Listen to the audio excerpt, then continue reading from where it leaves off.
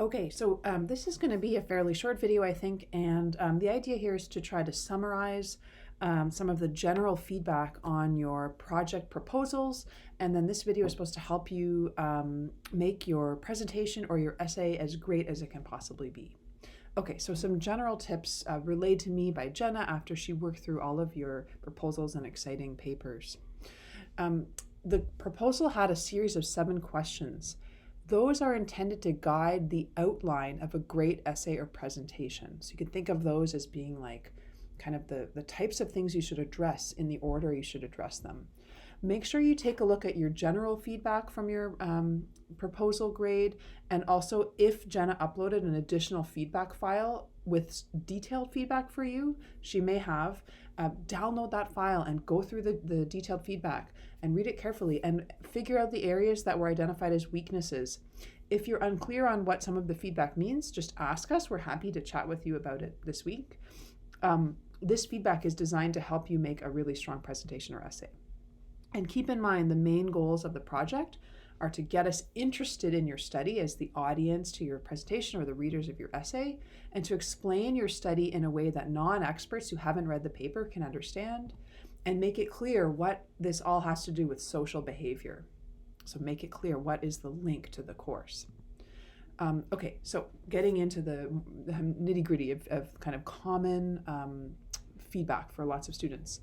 It's really easy to get lost in the details of your paper and lose track of the big picture. And so this is going to be a really central challenge, identifying the main message, because you have to convey your study in a short format. 5-minute presentation is super short. Even the 1,500 word essay is very short.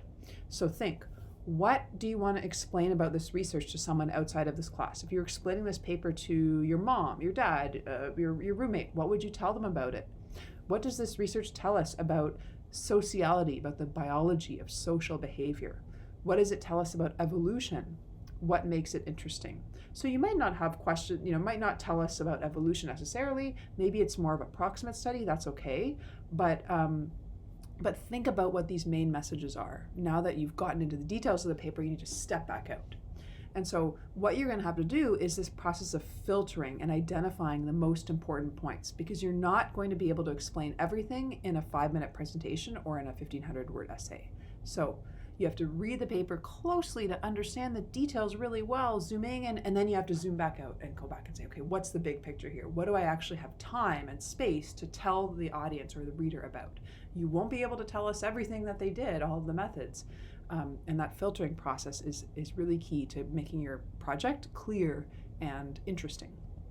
Okay, so just to summarize that flow, learn the detail of the paper, then step back and identify the main message, and then figure out which details are you going to be able to include to help us understand the main message, and then which details are you going to leave out, right? Because you can't tell us about everything. Okay, so just summarizing what I just said there. All right, so again, use those 7 questions in the proposal as an outline.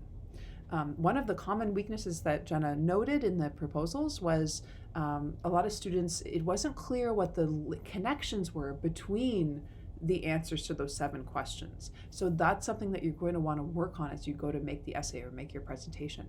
Like, first of all, what was the researcher's question?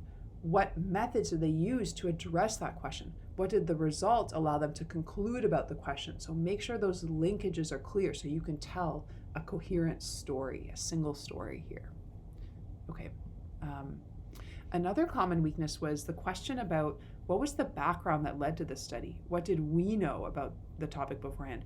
The we there doesn't mean you, it doesn't mean our class. It means the field of biology, like the field of social behavior, okay? So this part of the proposal, this part of your outline is asking you to figure out, like, before the study came along, what was the key question that we didn't know the answer to, right? So it's about the field. What did researchers know beforehand? And what did we not know? That's the really key part. What did we not know yet? And so what was the important gap in our knowledge that this particular study filled?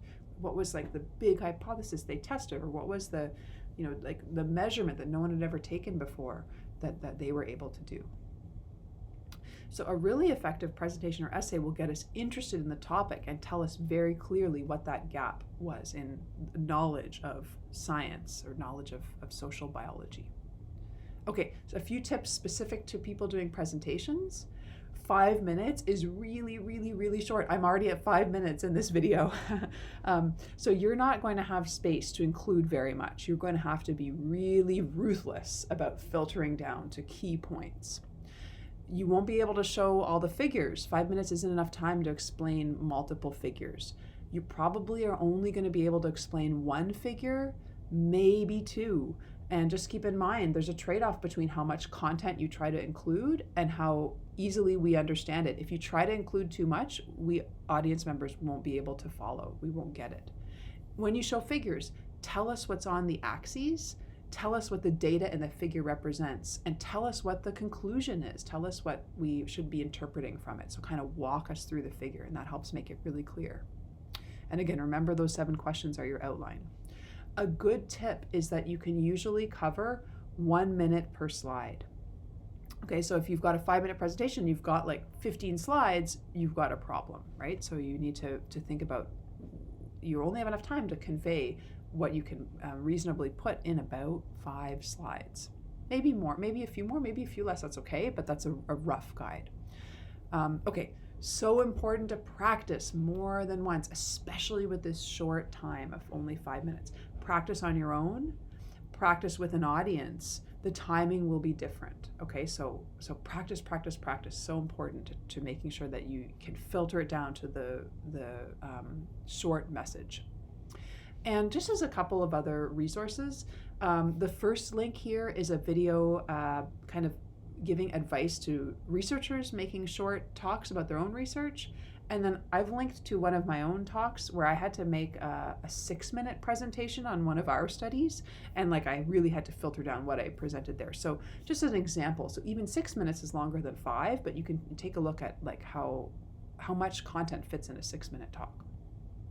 Okay, essay tips. If you're doing an essay, 1,500 words, more information probably than a 5-minute talk, but still really short. Remember, it's shorter than the paper, so you're not going to be able to explain everything about the paper.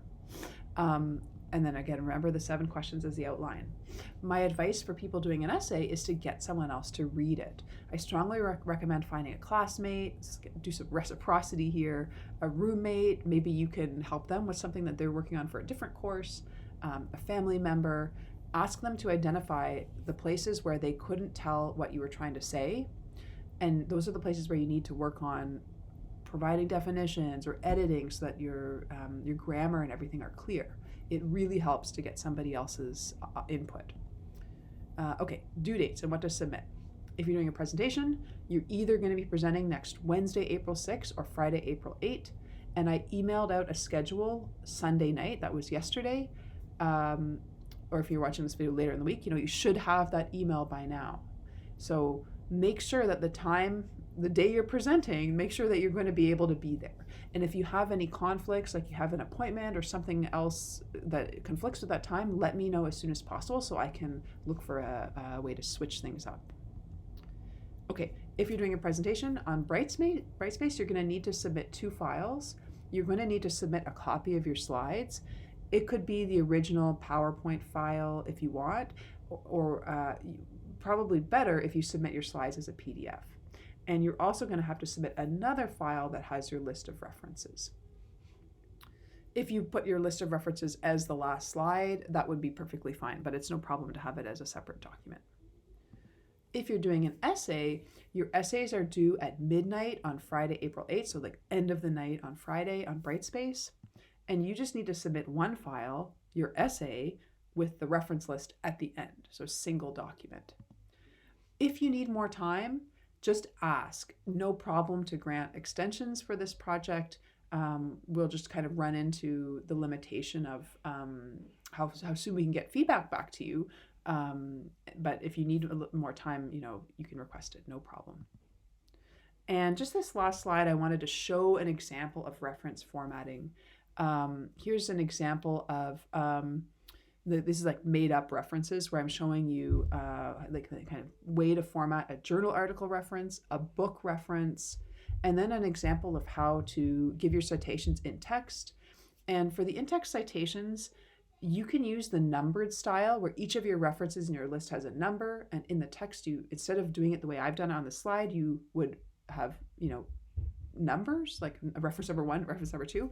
However, it's strongly preferred to use the style that I'm showing on the slide where it's the author and year are reported, because it makes it easier for the grader to, they don't have to like flip back and forth between pages to tell what you're citing. So it's recommended to use the way I've got on the slide here. However, because I didn't tell you that at the beginning, it's if you've gone with the numbered format, that's okay. The main thing is to be consistent and to provide all of the information and have the formatting consistent throughout. All right, thanks. This is just the reminders again of what we have going on this week. I will see you soon.